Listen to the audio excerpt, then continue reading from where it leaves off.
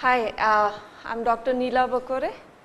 In this section, we are going to start with cell.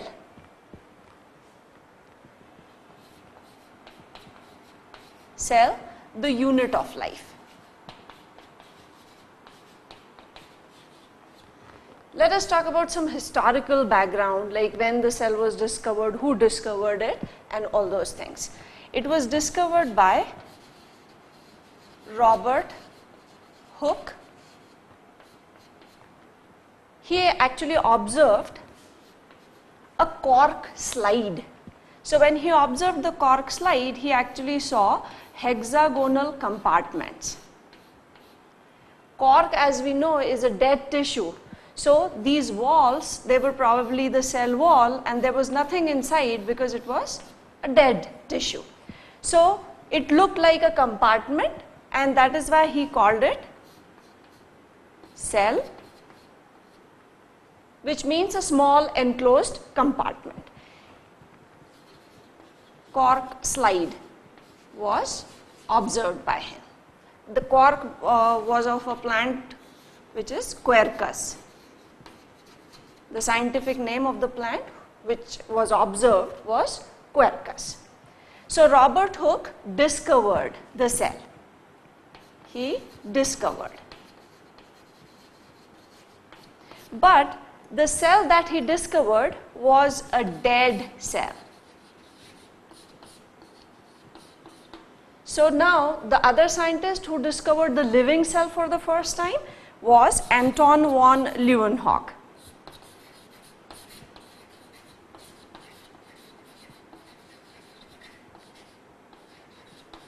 He observed living cell.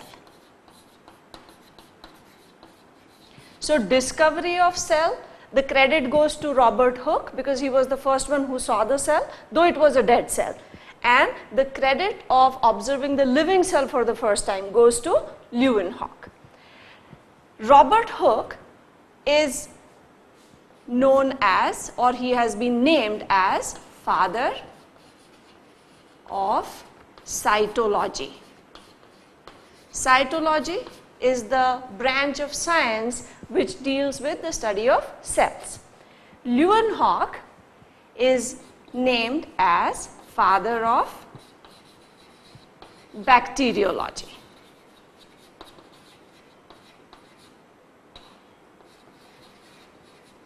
Because of the cells which he observed for the first time, he observed bacteria, protists, protozoans, many types of cells.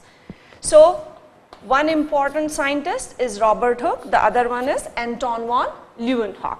Now let us talk about few more scientists. Another scientist was Dujardin. He observed a fluid-like material in the cell which he called sarcode, which was the fluid-like material. Later on, Purkinje observed the same substance in many other cells and named it protoplasm. Another scientist was Robert Brown.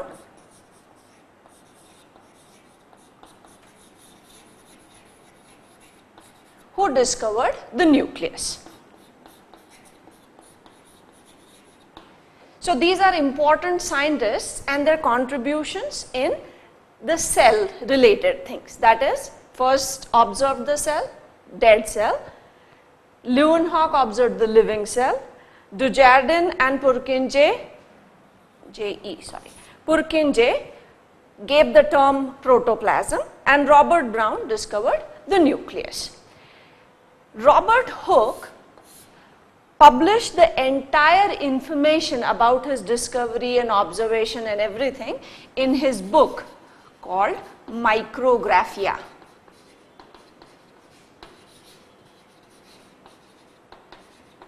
So these are some basic historical things which we need to know before we get started with the cells. Now as we are talking of cells, let us talk about the shapes. What is the shape of a cell? There are various shapes which we have observed so far. It can be a cube-like cell, cubical cell, which is seen in germinal epithelium, which we also call cuboidal epithelium. Another shape is long column-like, which we see in columnar epithelium. A slight modification of this is the goblet cell. So this is again a tall columnar cell, the goblet cell. Irregular shape is also very common in cells. The WBCs, that is white blood corpuscles, they are irregular in shape. If we see the smooth muscle fibers, they are spindle shaped.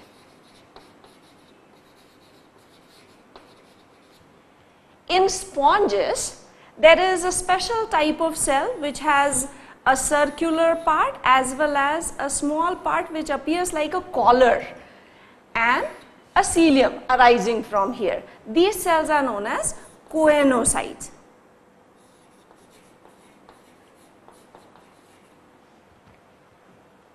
Rectangular cells, the skeletal muscle cells, which can be, if it is a skeletal muscle, it is multinucleated. So this is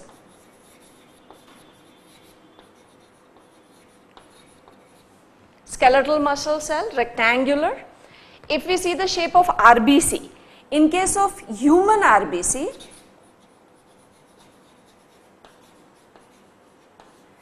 because human or mammalian RBCs are enucleated, they are biconcave. That means in the center there is no nucleus, and that's why we see a depression on both the sides. So it is biconcave.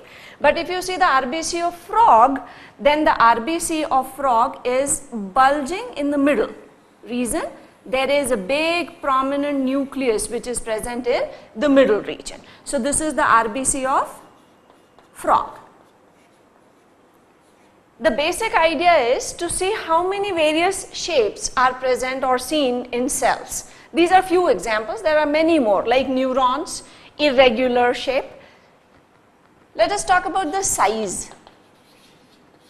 What is the size of a cell?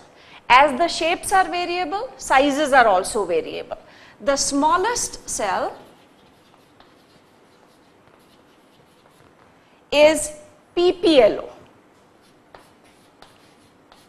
or it is also known as mycoplasma. PPLO, the full form is pleuropneumonia-like organism. Pleuropneumonia-like organism. It is placed between viruses and bacteria. This is the smallest cell.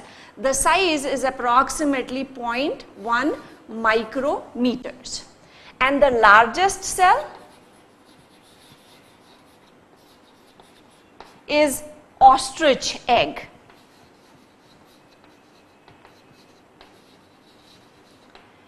We have seen the size of the hen's egg, like normally about 2–2.5 inches. Ostrich egg is about 7–7.5 inches or 9 inches. So it is a big cell. So smallest cell of PPLO and largest cell of ostrich egg. So now the next thing is types. Here we have seen the shapes, the sizes. Now we are talking about the types of cells. We divide all the cells into two categories: prokaryotic cells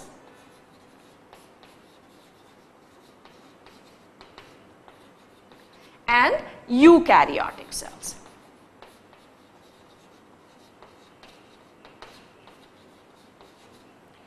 Prokaryotic term is derived from two words. Pro means primitive and karyon means nucleus. The cells which have primitive nucleus. Now what is a primitive nucleus? Primitive nucleus is one where there is no membrane surrounding the genetic material. So it is basically naked genetic material which is found in the cell. The example of this is bacteria. So it is primitive. Plus, as there is no nuclear membrane, other membranes are also absent. So, no membrane bound structure, no organelle. Eukaryotic again is derived from two words. Eu means advanced and karyon again means nucleus. So, here the nucleus is advanced. We find these eukaryotic cells in fungi, plants and animals. That means the cells which are found in fungi, plants and animals are eukaryotic cells, and the cells which are in bacteria or bacteria unicellular, so these cells are prokaryotic cells. Now let us talk about one more important historical event, that is cell theory.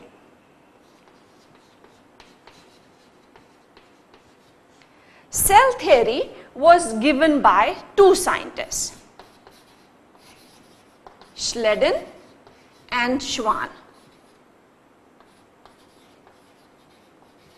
They put forth three important points which was considered as this cell theory. First point was that all living organisms are made up of cells.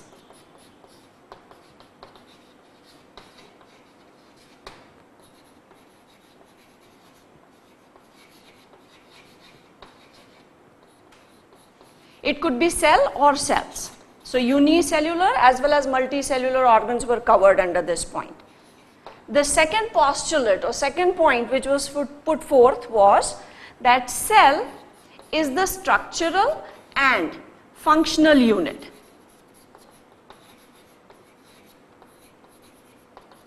Structural and functional unit of living organisms. Third point was that the functioning of an organism, whatever organism's functions are the contribution of all the cells which make up the body of that organism. So, functions of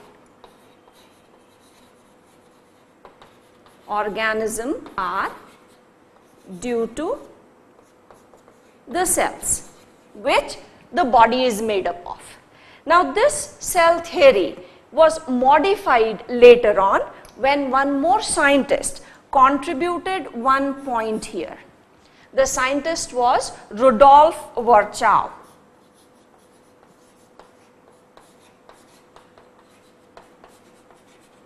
He added one point. He said all the cells arise from pre-existing cell. So, this became the fourth postulate, and after fourth postulate the cell theory was termed as modern cell theory. So, if we are talking of only cell theory, there were only three initial postulates given by Schleiden and Schwann. Schleiden and Schwann. After the fourth postulate was added by Rudolf Virchow, the cell theory was termed as modern cell theory. The point was the cells arise from pre-existing cells. And so, the cell theory became modern cell theory. So, contribution in modern cell theory is of three scientists, Schleiden and Schwann, which was the original one, and then Rudolf Virchow, who added the fourth point. Rudolf Virchow, he added this point in his own language, and that was written as omnis cellula a cellula.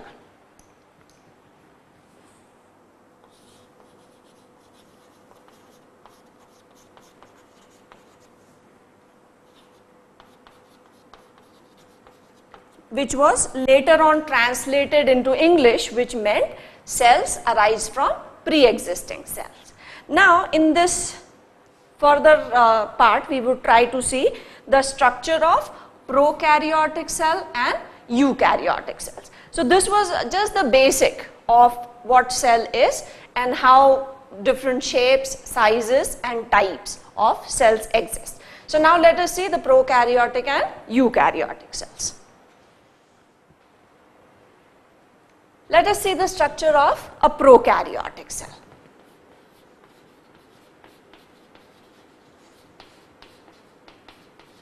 We are basically talking about the structure of a prokaryotic, or we'll take the example as bacterial cell.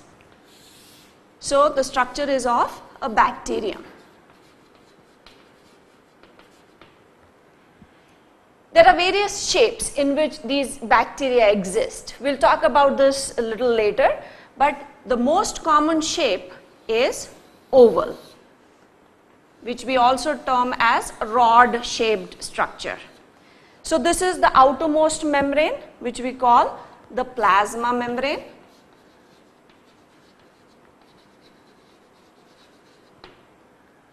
Outside this plasma membrane, there is a cell wall.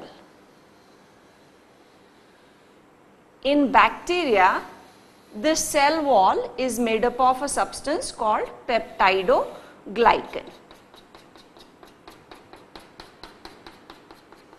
So this outer layer is cell wall made up of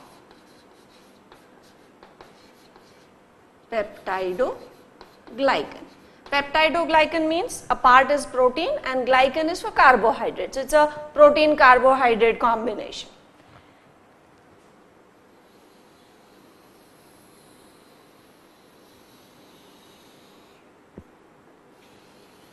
Let us complete this cell wall.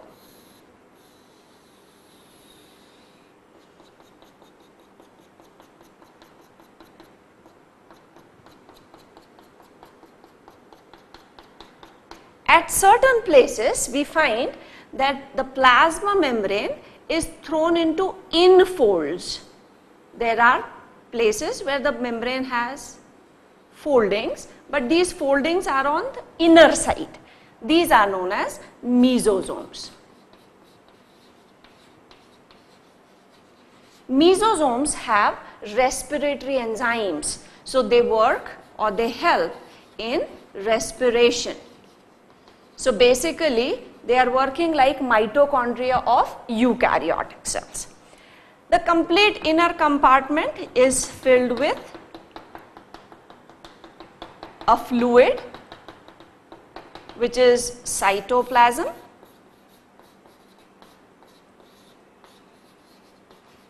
In this cytoplasm, the genetic material, this is a prokaryotic cell. So genetic material is without any membrane. That means there is no nuclear membrane.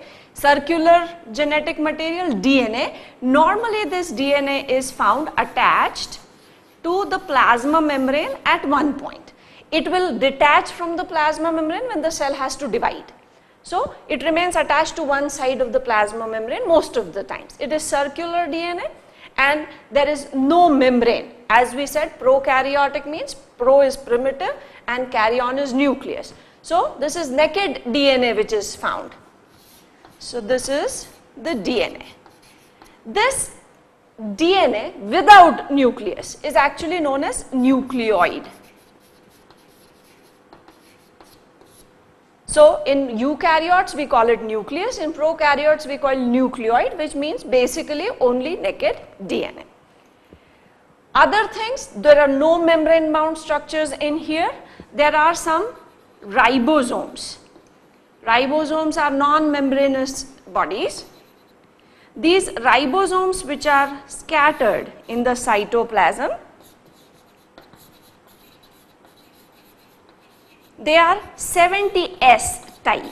When we come to the details of the organelle, we'll talk about 70S and 80S. 80S type of ribosomes are found in eukaryotes and 70S are found in prokaryotes plus the organelle which are there in eukaryotes.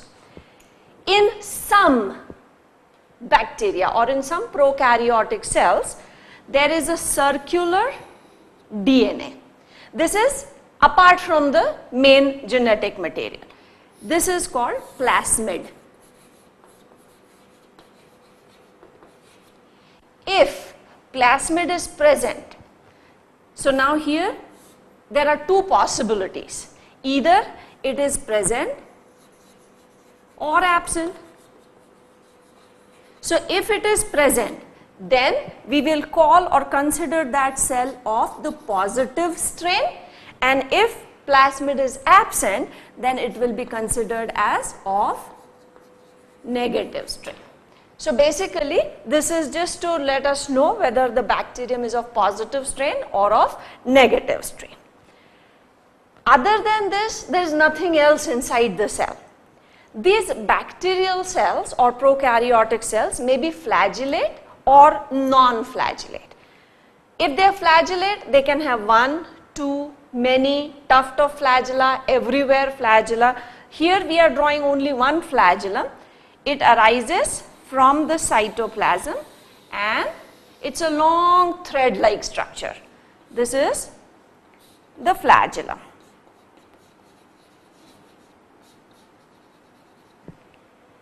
So the structure is very simple. During adverse conditions, what we find is outside this cell wall, there can be some jelly-like material, thick jelly-like material, which makes a capsule. This capsule is just a mucilaginous thing which protects the cell from desiccation or drying up. So this would be seen only during unfavorable condition. Otherwise, only the cell wall and plasma membrane. Now when we talk of prokaryotes, or when we come to kingdom Monera, we would talk about gram-positive and gram-negative type of bacteria. At that time we will also discuss what is the difference in the cell walls or the layers of the cells and why it is a gram-positive or a negative. So this is a basic structure.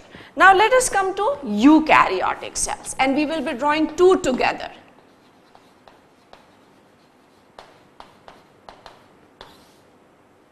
Eukaryotic cells. As we said, plants and animal cells are eukaryotic. So we will draw one plant cell and one animal cell. So simultaneously we will also be able to understand the difference between the two cells. Plant cells are normally of fixed shape. They are either hexagonal or polygonal or squarish.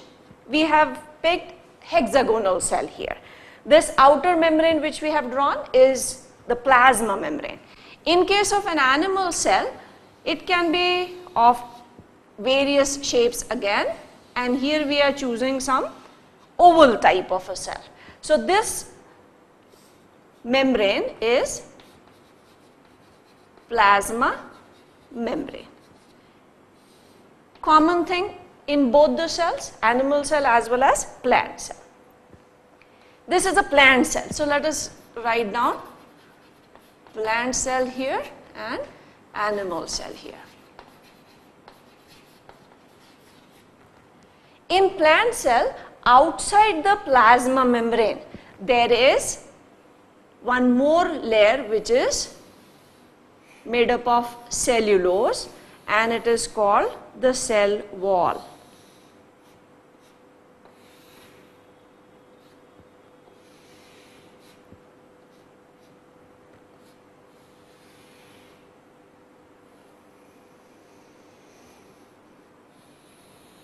Cellulose is a polysaccharide which makes up this cell wall, which is found in plant cell. It is absent in animal cell. So this is one distinguishing feature between plant cell and animal cell. In prokaryotes, there is cell wall, but that is made up of peptidoglycan. So this cell wall made up of cellulose, not present in animal cells, only in plant cells. In case of plant cell, the largest structure that we see inside is a big vacuole. This is the biggest structure which is visible in a plant cell. So this large structure is vacuole. In case of animal cells, there are vacuoles, but they are smaller in size. There are many more in number, but smaller in size. So this structure is vacuole here. Because of this large vacuole in a plant cell, the nucleus gets shifted to one side. So in plant cells, we find that the nucleus is shifted to one side, whereas in case of animal cell, this nucleus is normally centrally placed. It is large and is centrally placed.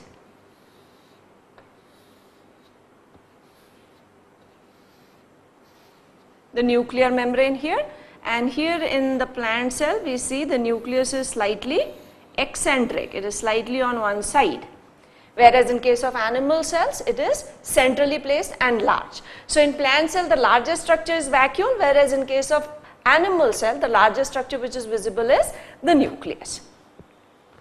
Inside the nucleus there are chromatin fibers, nucleolus, same is the case in animal cell, chromatin fibers, nucleolus. Normally the number of nucleolus is 1.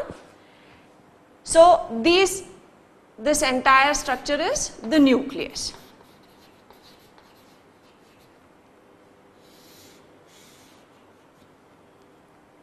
Chromatin fibers. Now inside the nucleus there is again a fluid which is known as nucleoplasm. Here also nucleoplasm. So in plant and animal cell the basic structure of nucleus is same because it is a typical eukaryotic cell with a distinct defined nuclear membrane and all other organelles. Now the other organelle which are present in these cells, one is mitochondria. So mitochondria is present in both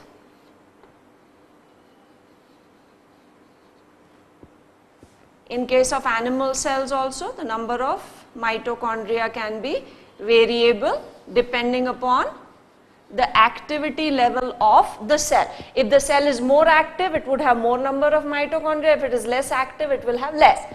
Plant cells are less active as they don't have to move from their place or the metabolism is little slower, so the number of mitochondria here are less as compared to the animal cells. So this structure which we have drawn here is mitochondria.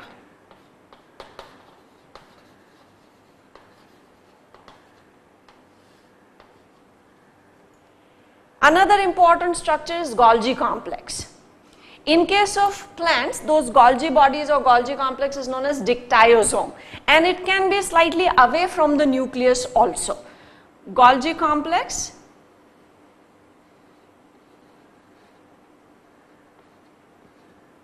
away from the nucleus also the number can be more than one Golgi complex can be there. In case of animals normally the number is 1 and whenever we draw Golgi complex we have to remember that the convex side should be facing the nuclear membrane. Why this happens that we will study when we come to the organelle. So here also we have shown the convex side towards the nucleus and concave side towards the plasma membrane. Another structure which we find only in plant cell is the plastid or chloroplast. Chloroplasts are the structures which have grana, stroma, and in those thylakoids of grana there is this green pigment called chlorophyll.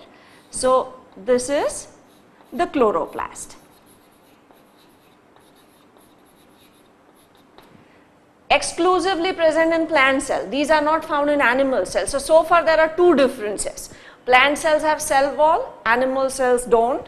Plant cells have plastids like chloroplasts, animal cells don't. Now let us come to animal cells, a structure which is present only in animal cells. That structure is known as centrosome. Centrosome has two centrioles. This structure is again closer to the nucleus and is found only in animal cells. So right now we have three differences: cell wall present in plant cell, plastid or chloroplast present in plant cells, and centrosome present in animal cells. These are the three differences so far. One more structure which is seen, they are spherical structures filled with enzymes. These structures are known as lysosomes.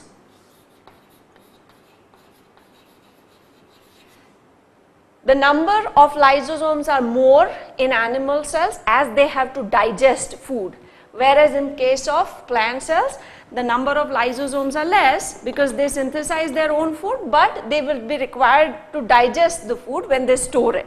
So, they do have lysosomes, though the number is less. So, now the space which is here is filled with a fluid which is cytoplasm. In case of animal cells also, we have the space completely filled with cytoplasm. So, this jelly-like substance is cytoplasm present in both plant cell and animal cells. Now, this is the basic structure, and as we have drawn both these structures together, it is easier to see the differences between the two. In plant cells, the shape is normally geometric, whereas in case of animal cells, it is slightly ovoid or circular. Cell wall made up of cellulose, which gives a firmness to the cell, plant cell. No such cell wall present in animal cells. A large vacuole in case of plant cell, many small vacuoles in animal cells. Nucleus eccentric, shifted towards one side because of this vacuole, whereas in case of animal cells it is centrally placed. Other organelle like mitochondria common, Golgi body common, plastids or chloroplasts present in plant cell but not there. One more organelle which we need to draw is endoplasmic reticulum. It is a network of tubules which normally runs between the nuclear membrane and the plasma membrane. There are two types of endoplasmic reticulums. One is rough, which we call RER or rough endoplasmic reticulum, and other is smooth. So, we will draw one of both. So, normally this is drawn in the form of a tube like thing, but it is not exactly a tube. When we come to the structure of the endoplasmic reticulum, we will see the exact structure. And one more which we can draw here. Now, what makes one smooth and other one rough is presence of ribosomes on it. If the membrane is studded with ribosomes, we will call it SER, that is, this will be called RER, rough endoplasmic reticulum, and the one which is without the ribosomes is the smooth endoplasmic reticulum. Same would be in the plant cell. So, here again the endoplasmic reticulum, a network of tubes, and let us draw one more.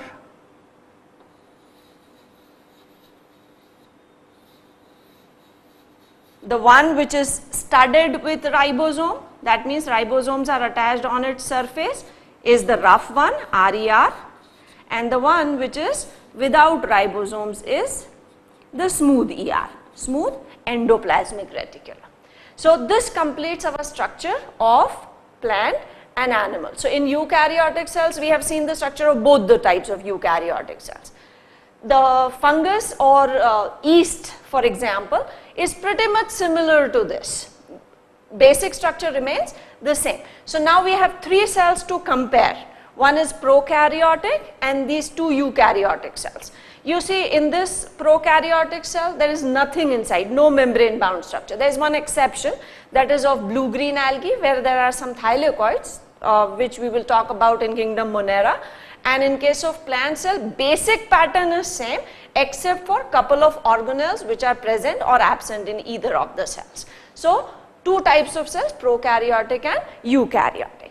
Now, moving forward, what we are going to do is, we will take individual structures and see the details of it. That means we will talk of plasma membrane, then cell wall, nucleus, vacuole, mitochondria, each structure. These are called organelle. So, now let us take a organelle one by one.